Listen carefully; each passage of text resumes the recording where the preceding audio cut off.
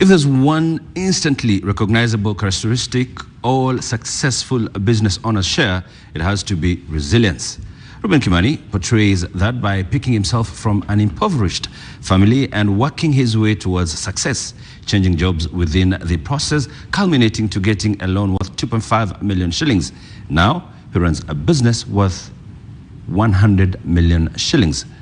Here's our feature subject in tonight's episode of Destiny Shapers.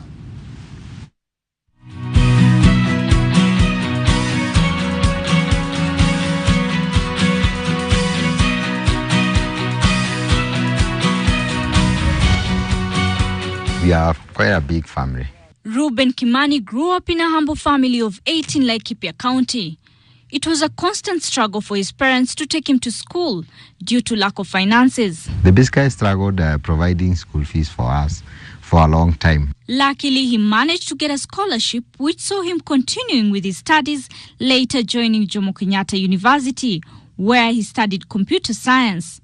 It was then that he realized he could start a small business. Used to do web design. I also used, some point we joined hands with some guys, 5 of us in second year, and we used to help students apply for visa. We used to charge like 200 shillings for every application. We also used to sell airtime to the passers. So in a week you'll find yourself making 2,000. I tarmacked just like every one of us for 4 months.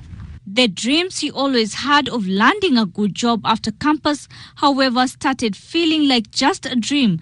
The moment you get your first job, more or less, you get a job maybe you are not very much interested into it. I got another job in KRA. And I also did it for another 9 months. I used to educate my brothers and my sisters who were behind me at that point. He felt he needed a bigger challenge, and almost immediately he moved on to Safaricom. I switched to Safaricom. That's where I've worked longest. Worked there for 5 years. Kimani felt he needed something else to do, and real estate ventures seemed appropriate then. I realized it was so difficult to do it by myself, yet I had colleagues who were very interested in this concept, and they were also passionate about it.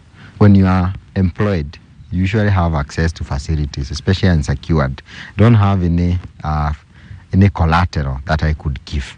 So what we decided to do, we get the maximum loan that everyone can get. I remember I got 1.8 million at that point in time, the maximum loan for the other guy. Then we pulled all the savings that I had made at that point to be able to do the first project. We needed a minimum of 2.5 million. To think he did not have second thoughts about going for a loan facility is an understatement. We purchased 5 acres at that point in time. And we are very afraid because we are still employed. We just gotten a biggest loan. You don't know how you will pay. Basically, it was a real estate project. It was a project with 42 plots somewhere in Konza. And the first people who purchased were our friends at that point in time. We did push when we were employed. And fortunately, we were able to sell out. As the business was stabilizing, Kimani faced a number of challenges. So the first project we got, unfortunately, was fraudulent. This guy had produced another title. So it was very difficult. We did search, and the results came out okay. And we decided to do a deposit. At that point, we paid 5 million. That is all the money we had collected up to that point. Despite the setbacks, Kimani now has a real estate business that focuses on selling prime land to its customers dubbed username. We focus on affordable land. The land also has to be in potential areas like the one I'm studying in. From starting a side hustle, username has now grown into a big real estate farm. We have moved from 4 employees, we are now 32. We moved from 3 projects, we have done 18. And the money has continued to flow in. I would say it's more than $1 million. Kimani shares his advice to would-be entrepreneurs. People will talk about capital. I don't have capital. The biggest capital is you as a person.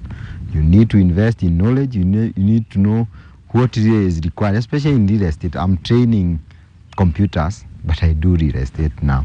Entrepreneurship is not an easy journey. It has so many challenges that someone has to overcome. Just like Kimani, he had to pull through to make it in life. Sarah Adam, K24 for Destiny Shapers. And that's how we end business news for